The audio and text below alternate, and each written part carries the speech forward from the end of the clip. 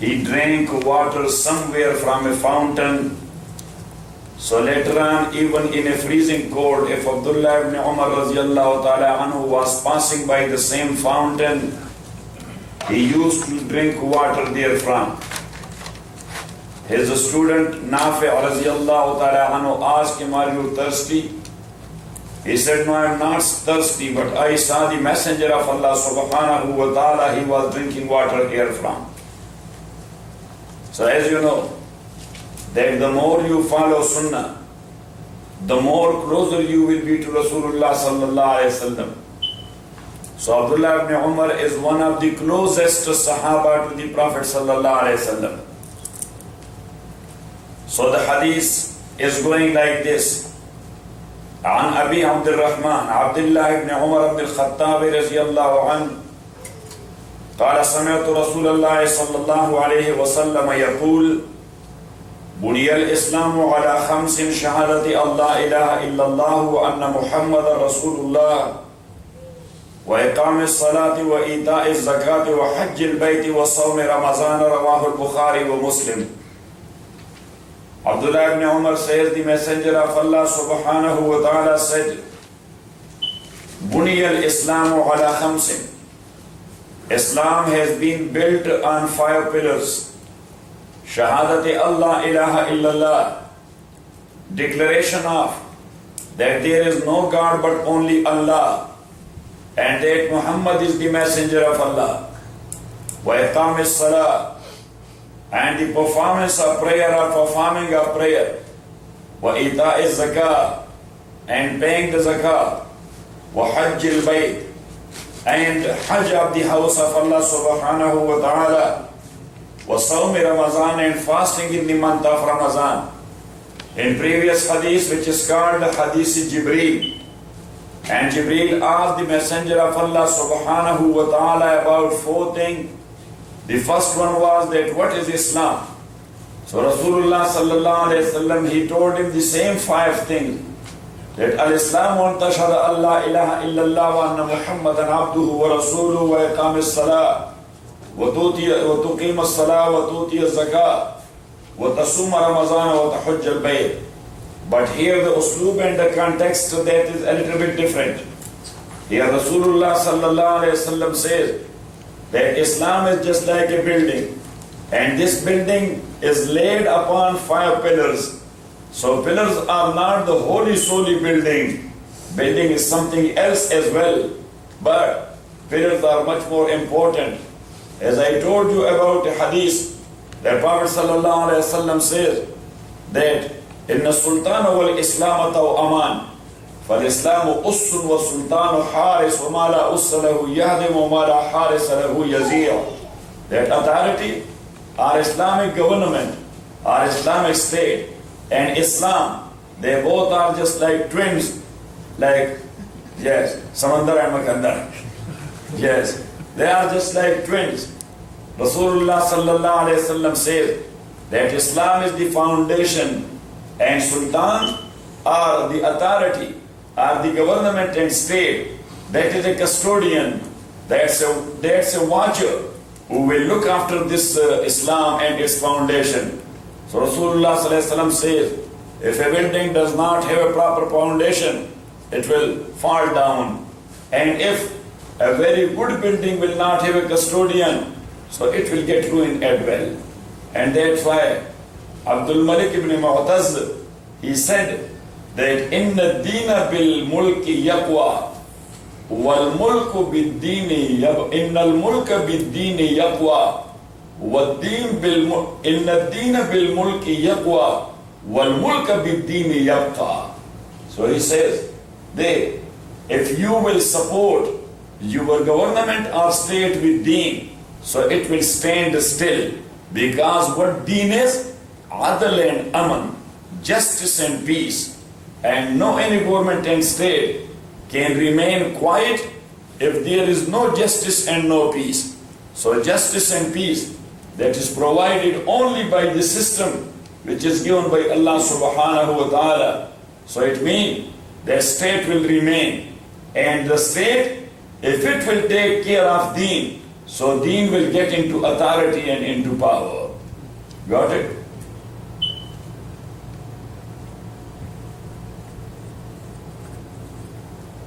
So here in this hadith, the Messenger of Allah said that the building of Islam is laid upon 5 pillars. And I mentioned there in Hadith Jibreel as well that the Shaykh Maulana Hussain Ali Rahmatullahi alayhi and also Imam Inqilab Maulana Abdullah Sindhi Rahimahullah, they both said that now these are the pillars and there are 5 other things which is the building and the rest are the remain of the building. Remain of the building means that whatever you need for building, yes, the roof, the ceiling, means the windows, the doors, the electrification, the fans, the air conditioning, the flooring, and whatever. And what is there? So Rasulullah sallallahu alayhi wa sallam says, أمركم بخمس أمرني بالله عز وجل السمع والطاعة ولزوم الجماعة والهجرة إلى الله ورسوله والجهاد في سبيل الله. These are also 5 things. Number 1, to have a Amir. And the people, they will follow the Amir. As-sam'a, listen to Amir very attentively. And number 2, watta'a, obey accordingly and practice. Because if people are not listening to Amir, so they will be a turmoil. If they are listening to Amir but no practice, so good words without practice means nothing. Good words without practice means nothing. That's what Sayyidina Umar radiallahu ta'ala an, he wrote to Abu Musa Ash'ari radiallahu ta'ala an. Abu Musa Ash'ari, he was the Qazi al-Quzat of Sayyidina Umar, our Chief Justice of Sayyidina Umar radiallahu ta'ala an. So he wrote a letter to Abu Musa radiallahu ta'ala an. That was actually the cleverness of Sayyidina Umar radiallahu ta'ala an. That time and again he used to write letters to his walat and governors, to his quzat and judges, and to his generals. He was writing them a letter. Whatever he was feeling that is good, he used to write a letter. Ila Abu Musa al-Ash'ari, ila Sa'd ibn Abi Waqqas, ila Fulan and Fulan. To Abu Musa radiyallahu ta'ala anhu, and that letter of Sayyidina Umar radiyallahu ta'ala anhu, you can say that that's a charter for judiciary. Yes. Even though the non-Muslim, they give the reference of that letter of Sayyidina Umar radiyallahu ta'ala anhu. So he wrote there in that letter of Abu Musa radiyallahu ta'ala anhu that whatever you decree, so try to implement it. Otherwise, maybe your decree and judgment, that's a good judgment, but if does not have implementation, so the wording he used, فَإِنَّ التَّكَلُّمَ بِحَقٍّ لَا نَفَاذَ لَهُ لَا يُفِيدُ. فَإِنَّ التَّكَلُّمَ بِحَقٍّ لَا نَفَاذَ لَهُ لَا يُفِيدُ. Speaking out or spelling good words without implementation does not have any use. You know what I'm saying? Yes. So, number 1, as-sam'u. Yes, all of us, we are talking good. We are not doing good. Yes, the word will get changed with doing good, not with speaking good. Is it or not? Yes. Because, for example, you are sitting here and you will repeat the word gulab jamun 100 times, gulab jamun, and gulab jamun and gulab jamun, and gulab jamun and gulab jamun. You will never feel any sweet in your mouth. Will you? Got it? As long as you have not practiced that gulab jamun, yes, then it will work. You know gulab jamun. Sometimes you eat it. A lot or little. Elf a lot and elf a little. Okay. But he eats a lot. The rich man. Now we have changed his title from citizen to the rich man. Yes. It's good. He stole the title last night, Shaykh. Okay. Rich citizen. Uh-huh. Rich citizen. Yes. Look. Buniyal Islamu ala khamsin. So Rasulullah sallallahu alayhi wa sallam says, and these 5 things which is mentioned there in hadith, that is the rest of the building of Islam. Number 1, to have an Amir and to listen to him. And as I told you, that Amir in Jama'ah should be only one. Yes? There is another thing, that he will delegate the powers. Yes? But the source, only Amir. Because if everybody will have the power, so that will be a turmoil, it will never work. Yes, the organization or the administration of the state and the government will go nowhere. Yes? So that's why in Sharia, Khalifa is the center. Who? Khalifa is the center. Yeah, there are ministers and there are governors and there are judges and there are generals and there are this and this and this. Yes, what they do? What is coming from Khalifa side. Yes, and what they do? They ask the Khalifa, should we do like this? Yes, my suggestion is like this. My opinion is not like this. Yes, sometime, yes, in immediate matters or immediate importance matter, sometimes they do it, but right after doing, they refer to the Khalifa, that will you approve that or we have done wrong, but we were in a situation like this. Yes, so if the Khalifa approves, so it means they become legal. If the Khalifa does not approve, so they have done illegal act, but as they applied their own ijtihad, so they are not getting punished for that. Yes, but they have to say, Astaghfirullah al-Azim al-Lazi, La ilaha illa huwa al-Hayyu al-Qayyum wa atubu ilayh. That's how Islam disciplines people. Yes. So the Amir, and that's why Rasulullah sallallahu alayhi wa sallam, two brothers, they came to the Prophet sallallahu alayhi wa sallam, and they said that we are going on a journey, on a trip. So please, if you can give us some advices. So Prophet sallallahu alayhi wa sallam, he told them, when you are going on a journey and you are two, so one should be the Amir. One should be, otherwise there will be a trouble in your journey as well. Yes, so Najam will say that we will go to this rest area and Harun will say we will go to that rest area. So there will be a dispute. Yes, so there should be the Amir. Yes, his opinion is like this, so he should refer to the Amir. His opinion is like this, he should refer to the Amir. And the Amir will decide, okay, let's go to that one. Got it? So that's how it works. Got it? So Prophet ﷺ told them, وَلْيَأُمُّكُمَا أَكْبَرُكُمَا. Both of them, they were alim. Both of them, they were alim. So Rasulullah sallallahu alayhi wa sallam, he told them, وَلْيَأُمُّكُمَا أَكْبَرُكُمَا. Which one is more aged than the other one? He should lead you in Jama'ah. He should lead you. Yeah, he will do the imamah. So anyhow, Rasulullah sallallahu alayhi wa sallam says that for Jama'ah, when as I told you, Khalafa is of two types. One is called Khalafat Zahira, the obvious Khalafat. Yes, and the second one is called Khalafat Batina, the hidden Khalafat. So Khalafat Zahira, that is state. That is state. And as I told you, that state is standing upon four pillars. Number one, the territory. Number one, the territory. And number two, the population. If you are all alone in desert and you establish your state there upon whom? Yes, the coyotes. Yes. So the population. And number three, the government. There must be a system. And number four, the sovereignty. Because it's a territory which has its own system, but they are not sovereign. They are subject to others, so that's not called Islamic, that's not called state, politically. So that is Khalafat Zahira. And Khalafat Batina, that is actually the concept of Jama'ah, that you don't have neither territory, nor you have any government, but you have a system. How to run the Jama'ah, how to run the organization. Khalafat what? I'm sorry. Batina.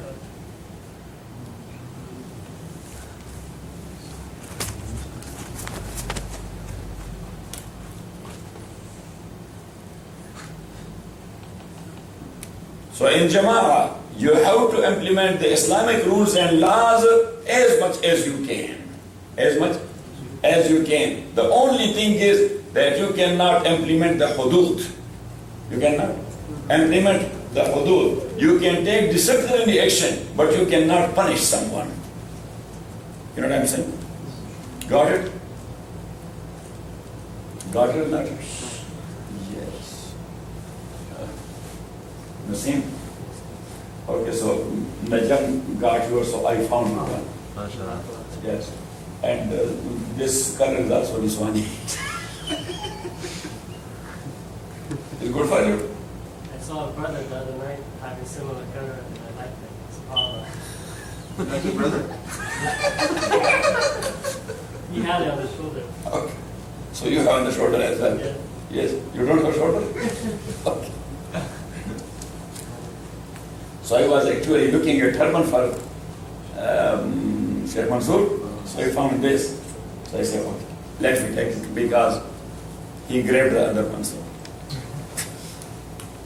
It's very nice. Huh? Very nice. Just the complexion of Mansoor is just like a turban.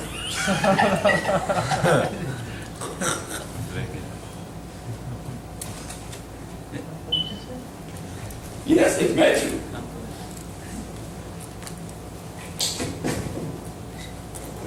And the same complexion like that. Like a feather in Red and what? Huh? Red and what? Okay. He liked it too much because I counted 10 times he touched it.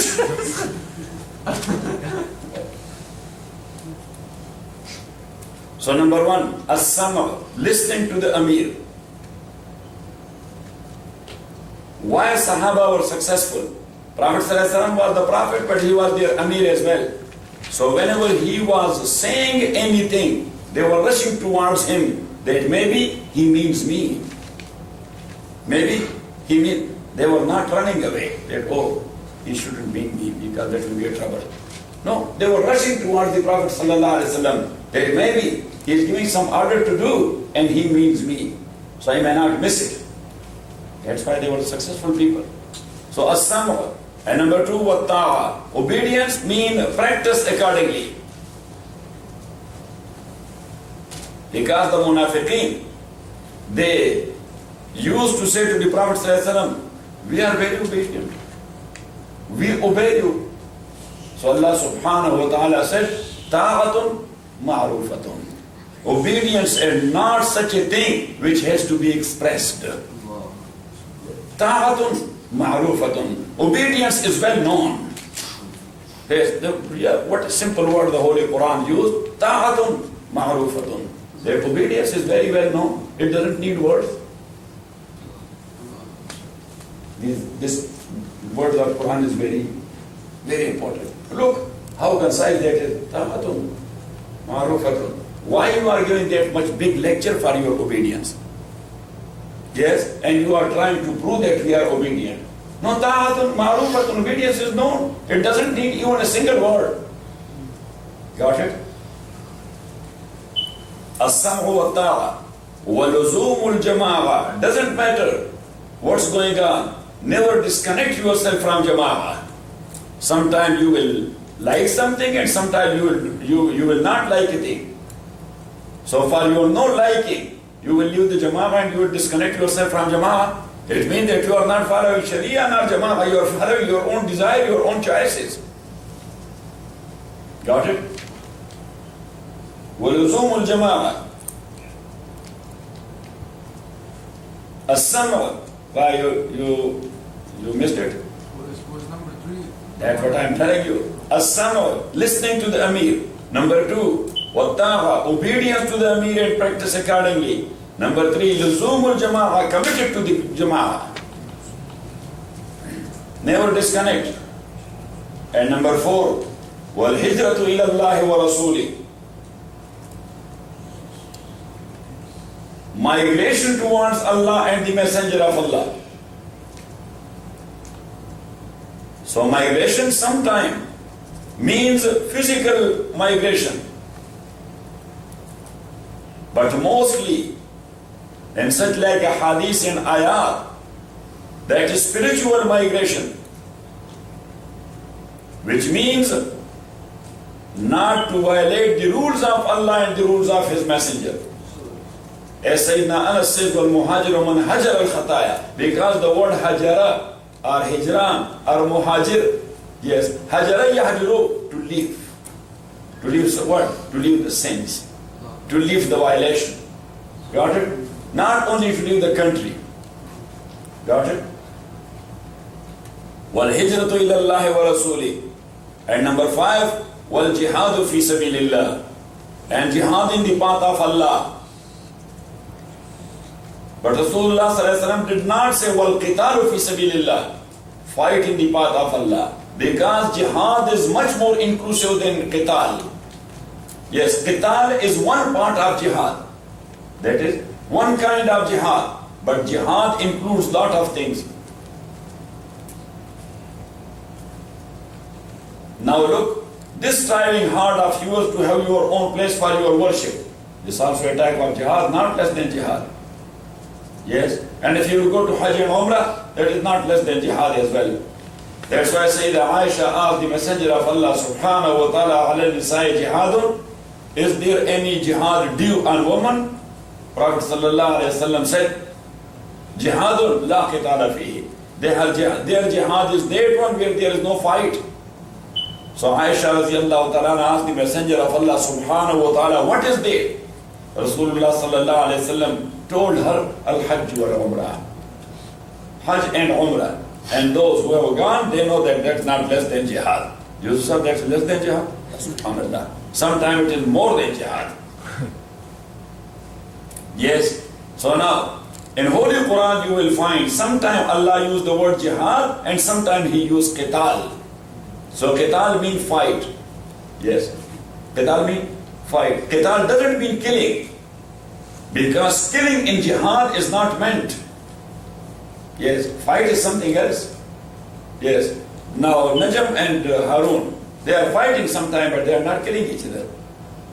Yes. To exchange hard work. Yes. That's also a type of fight. Yes or not?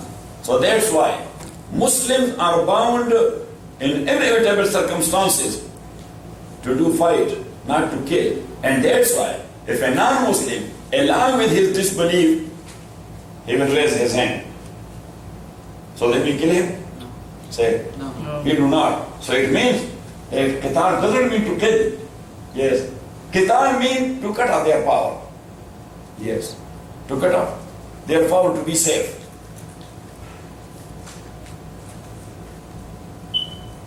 And that's why the peace treaty is taking place. And as I told you time and again, that this is the mother of Hafiz ibn Hazm al-Zahiri. And one saying of Imam Shafi rahmatullahi alayh, that the illah and the cause of jihad or fight is kufr and disbelief. Yes. But Jumhur, Imam Abu Hanifa, Imam Malik and Imam Ahmad ibn Hanbal, rahimahumullah, they say that the cause is az-zulm wal-haraba, cruelty wal-haraba and imposing of war. Yes. So if a non-Muslim power, they impose war on you, yes, or they are doing brutality to you, then jihad is due on you. Not because of their kufr, because of their imposing of war and because of their cruelty. And sometimes even the Muslim will do that.